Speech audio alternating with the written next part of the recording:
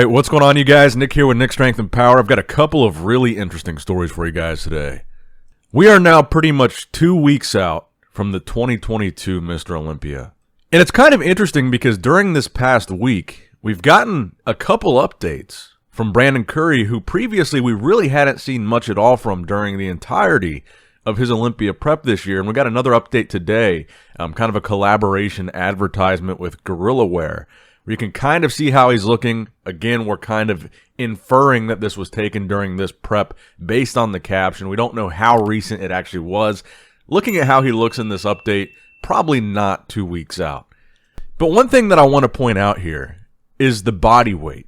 The fact that yesterday his coach said that he weighs 120 kilos at 2 weeks out, which is 264.55 pounds or something, so basically 265 pounds.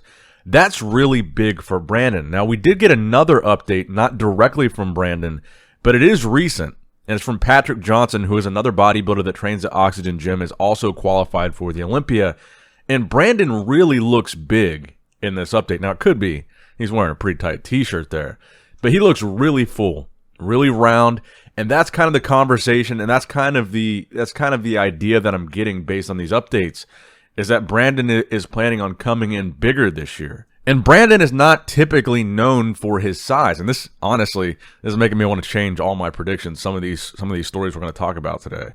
Because also in the last 24 hours, we got a physique update from both Hunter Labrada and Nick Walker. And to give you guys some perspective, Hunter is weighing 266 pounds, and Nick is weighing 261 pounds at 2 weeks out. So Brandon is about the same size as Hunter, but he's heavier than Nick. And Brandon isn't much taller than Nick. I think they're actually like the same height. So that's interesting to me. Brandon being heavier by almost 5 pounds than Nick Walker. That is an interesting statistic. So it certainly seems to me that with these kind of revelations that we've had over the last week or so with Brandon, is that he's got a different game plan for the Olympia this year than he's had in the past. And I think that game plan is playing the size game to be more competitive with Big Ramy, who is winning really a lot to do with his size. And I've been focusing a lot on Brandon's condition. I think that's the main thing he needs to improve upon from how he looked at the Arnold.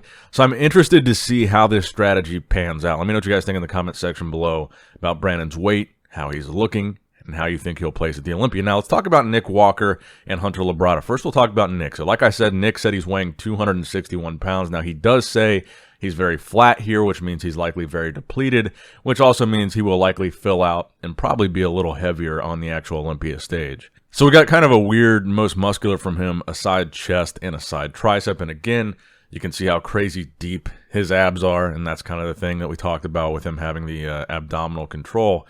I'm interested, though. This Brandon Curry thing is interesting to me because this is probably the least out of any Olympia prep that we've saw Brandon look, which either means he's not confident and he's not looking good, or he's got a completely different physique this year, and he wants to catch people by surprise. So when you look at these updates from Nick Walker, and you look at how big he is, how muscular he is, how freaky he looks, and then you think about Brandon being 5 pounds heavier than this, it's a very interesting concept.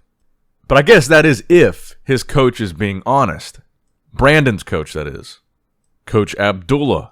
But then you've got this other interesting aspect of Hunter Labrada being 266 pounds. And again, they're all in pretty much the same range of height. And one of the main focuses with Hunter this year has seemed to be that he's adding size. He looks bigger than he's looked in a long time.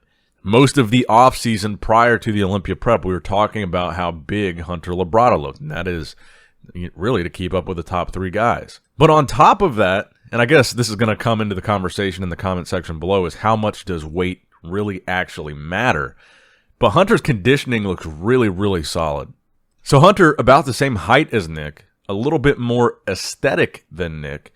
His conditioning seems to be very on, and he's 5 pounds heavier, and he's heavier than Brandon. Maybe my prediction of him slipping to 7th might not have been very accurate. I don't know. Or he could come in and be worse than that. I don't know. Like I said in my prediction video, I think this is the toughest Olympia we've had to predict in a very, very, very long time. I think anything could happen here. All of these guys look phenomenal. Brandon looks great. He looks big. He looks full. Nick looks tight and freaky. Hunter looks way bigger than last year with comparable conditioning. And even if you go over to Iain Valliere, Iain looks very impressive at 2 weeks out. He looks a lot bigger to me. He looks like he's added some size too, and he was a guy that was 7th last year. I kind of have him in a similar category as Hunter. I believe I had him in 9th or 10th in my Olympia prediction video, but he looks really good at 2 weeks out. Like I said, if you're not excited for the Olympia this year, something's wrong with you. This is one of the most competitive lineups we've had in it. It's just forever.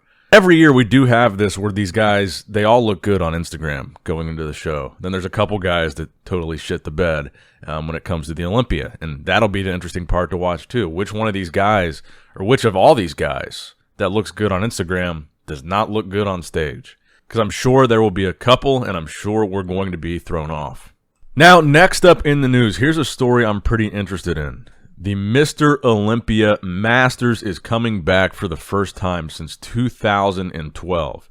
Now, this is a story that I've been covering for a while, and we've got a lot of new information on it today. So we did learn the date, 26th and the 27th of August. We also learned the categories. You're going to have men's bodybuilding, men's 212, and women's bodybuilding. And there will be a 45-plus category for those.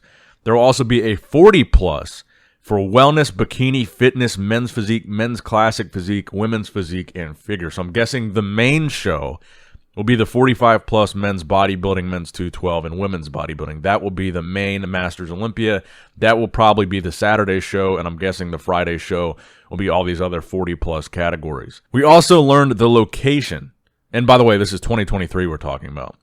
It's going to be in Romania, the 26th and 27th of August.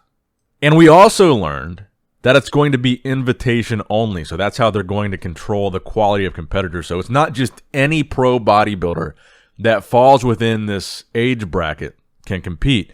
You've got to send an application. You've got to include your competitive history, and then they will accept or deny your invitation based on the quality of competitor that they feel you are. So it's not just anybody and everybody can do this. So that's kind of what I was curious about, because there's not, you know, right now, 45 plus, there's not very many active pros that are like top tier guys in that age range. There's a lot of retired pros, and there's a lot of past pros, and there's a lot of guys that don't compete anymore. And there's like all these different factors. So this is interesting that it's kind of an invitation only thing, because that could present a possibility where you don't have to be an active competitor and you are a Jay Cutler, a Branch Warren, Dexter Jackson, Dennis Wolf, a Kevin Levrone, then you could apply, get accepted, and compete.